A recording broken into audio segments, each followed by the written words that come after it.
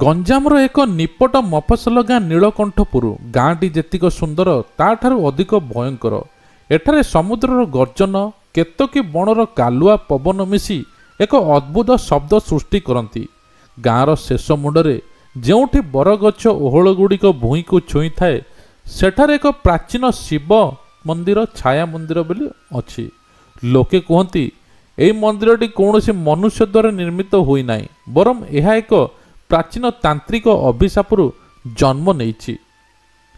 ବିଶେଷ କରି ରାତି ଠିକ୍ 2ଟା ବାଜିଲେ ସେହି ନିସ୍ତବତାର ମନ୍ଦିର ଭାରି ପିତ୍ତଳ ଘଣ୍ଟାଟି ଆପେ ଆପେ ବାଜି ଉଠେ, ଟଙ୍ଗ ଟଙ୍ଗ ଟଙ୍ଗ। ସେହି ଶବ୍ଦ ଶୁଣିଲେ ଗାଁର କୁକୁରମାନେ ରଡ଼ି କରନ୍ତି, ଆଉ ଲୋକେ ଭୟରେ ନିଜ ଘରର କବାଟ କିଳି ଶୋଇପଡ଼ନ୍ତି।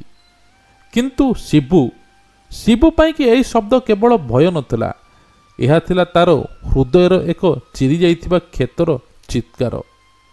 ସନ୍ଧ୍ୟା ହେବାକୁ ବସିଲାଣି। ଗାଁର ପୋଖରୀ ନୀଳ ପାଣିରେ ସୂର୍ଯ୍ୟଙ୍କ ଶେଷ ଆଲୋକ ଲାଲ ସିନ୍ଦୁର ପରି ଢାଳି ହୋଇ ପଡ଼ୁଛି। ପୋଖରୀ କୂଳରେ ବସି ଶିବୁ ଦୂର ଜଙ୍ଗଲ ଆଡ଼କୁ ଚାହିଁ ରହିଥିଲା।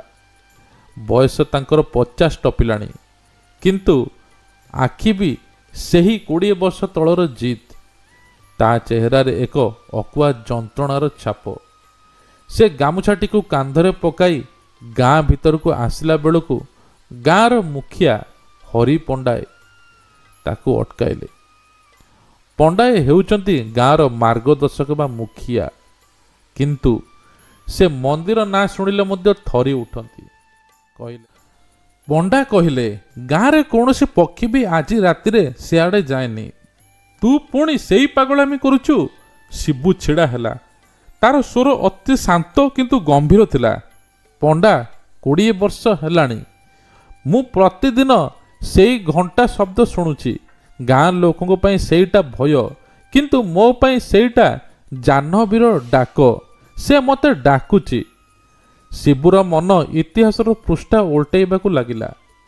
20 ବର୍ଷ ତଳେ ଶିବୁ ଥିଲା ଗାଁର ସବୁଠୁ ଚଳଚଞ୍ଚଳ ଯୁବକ।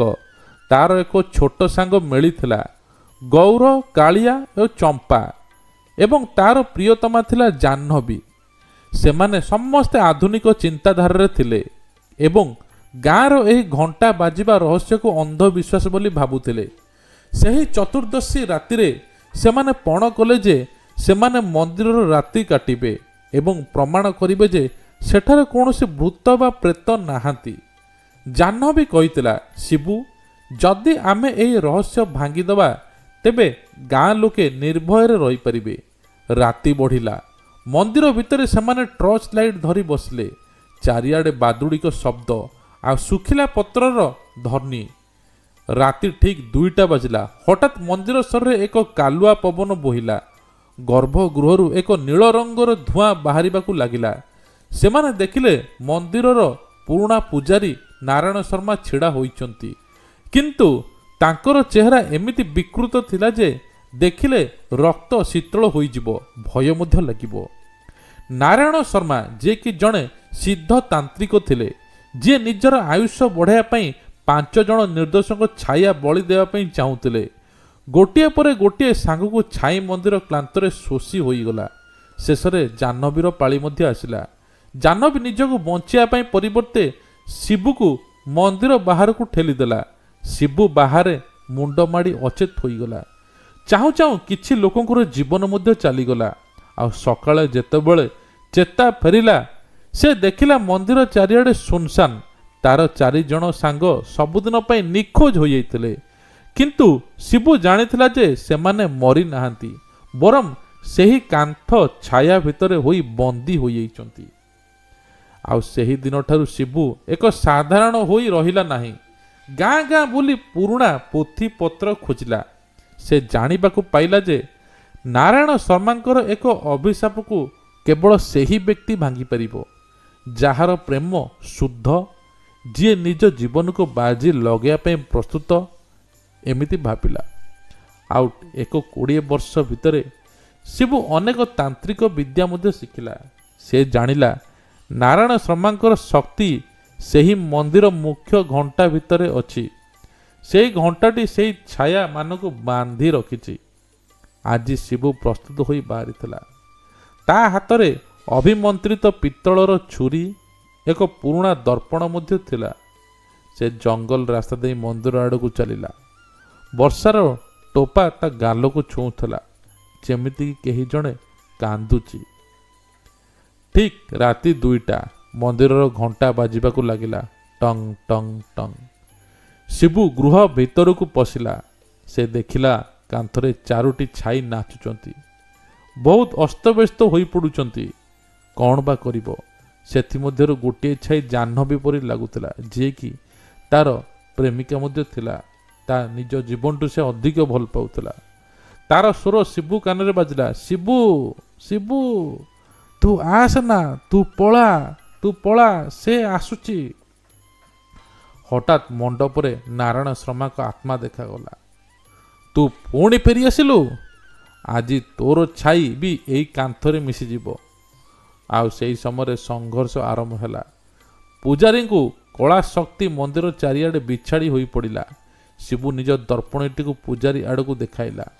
ସେହି ଦର୍ପଣରେ ପୂଜାରୀ ନିଜର କୁତ୍ସିତ ଚେହେରା ଦେଖାଗଲା। ଜଣେ ତାନ୍ତ୍ରିକ ପ୍ରତିବିମ୍ବ ଦେଖିଲେ ତାର ଶକ୍ତି କ୍ଷୟ ହୁଏ। ପୂଜାରୀ ଚିତ୍କାର କରି ଉଠିଲା। ଶିବୁ ତୁରନ୍ତ ଦୌଡ଼ି ଯାଇ ମନ୍ଦିରରେ ସେହି ରହସ୍ୟମୟ ଘଣ୍ଟାକୁ ଛୁରୀରେ ଆଘାତ କଲା। ଆଉ ଏକ ବିରାଟ ବଡ଼ ଶବ୍ଦ ହେଲା। ଘଣ୍ଟାଟି ଫାଟି ତଳେ ପଡ଼ିଗଲା। ଆଉ ସେହି ମୁହୂର୍ତ୍ତରେ ମନ୍ଦିରର କାନ୍ଥରୁ ଚାରୋଟି ଛାୟା ମୁକ୍ତ ହୋଇ ଧଳା ଆଲୋକରେ ପରିଣତ ହେଲେ। ଜାହ୍ନବୀର ଆଲୋକମୟ ରୂପ ଶିବୁ ସାମ୍ନାରେ ଛିଡ଼ା ହୋଇଗଲା। ଆଉ ତାଙ୍କର ସାଙ୍ଗସାଥି ମଧ୍ୟ ଠିଆ ହୋଇଗଲେ। ଶିବୁକୁ ଦେଖି ସମସ୍ତେ ଖୁସି ହେଲେ। ଆଉ ସେ ଶିବୁକୁ ଚାହିଁ ମୃଦୁ ହସିଲା ଜାହ୍ନବୀ। ତାର ଆଖିରେ କୃତଜ୍ଞତା ଥିଲା। ଶିବୁ, ତୁ ଆମକୁ ମୁକ୍ତି ଦେଲୁ। ଏବେ ଆମର ଯିବା ସମୟ ହୋଇଛି। ଶିବୁ ଆଖିରୁ ଲୁହ ଧାର ଧାର ବୋହି ଯାଉଥାଏ। କାହିଁକି ନା ସେମାନେ ସବୁ ମରିଯାଇଥିଲେ। ତାଙ୍କ ଆତ୍ମା ସବୁ ଥିଲା।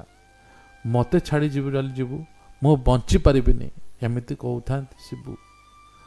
ପ୍ରେମ କେବେ ମରେ ନାହିଁ ଶିବୁ, ମୁଁ ସବୁବେଳେ ତମ ସ୍ମୃତିରେ ରହିବି। ଆଲୋକମାନ ଧୀରେ ଧୀରେ ଆକାଶକୁ ଉଡ଼ିଗଲେ। ମନ୍ଦିର ଶାନ୍ତ ହୋଇଗଲା। ପରଦିନ ସକାଳେ ଗାଁ ଲୋକେ ଆଶ୍ଚର୍ଯ୍ୟ ହୋଇ ଦେଖିଲେ ଯେ ରାତିରେ ଆଉ ଘଣ୍ଟା ବାଜିଲା ନାହିଁ। ଶିବୁ ମନ୍ଦିର ପାହାଚରେ ବସି ସୂର୍ଯ୍ୟୋଦୟକୁ ଚାହିଁଥିଲା। ଆଉ ତାର 20 ବର୍ଷର ଅଧୁରା ଅପେକ୍ଷା ଆଜି ଶେଷ ହୋଇଗଲା। ଆଉ ସତକୁ ସତ ସବୁ ଆତ୍ମା ଏବେ ଶାନ୍ତିରେ ରହିଲେ। ତେବେ ଛାୟା ମନ୍ଦିରର କଳା ସତ୍ୟ, ଶିବୁ ଜାହ୍ନବୀର ଅମର ପ୍ରେମ କାହାଣୀ। ଆଉ ସତକୁ ସତ ଶିବୁ ନିଜ ପ୍ରେମ ପାଇଁ ନିଜ ଜୀବନକୁ ମଧ୍ୟ ବାଜି ଲଗାଇ ଦେଇଥିଲା। ଷ୍ଟୋରିଟି କେମିତି ଲାଗିଲା ନିଶ୍ଚିତ କମେଣ୍ଟ ମାଧ୍ୟମରେ ଜଣାଇବେ। ଯଦି ଆପଣଙ୍କ କିଛି ଷ୍ଟୋରି ଅଛି ନିଶ୍ଚିତ ଆମ ସହିତ ସେୟାର କରିବେ। ଜୟ ଜଗନ୍ନାଥ।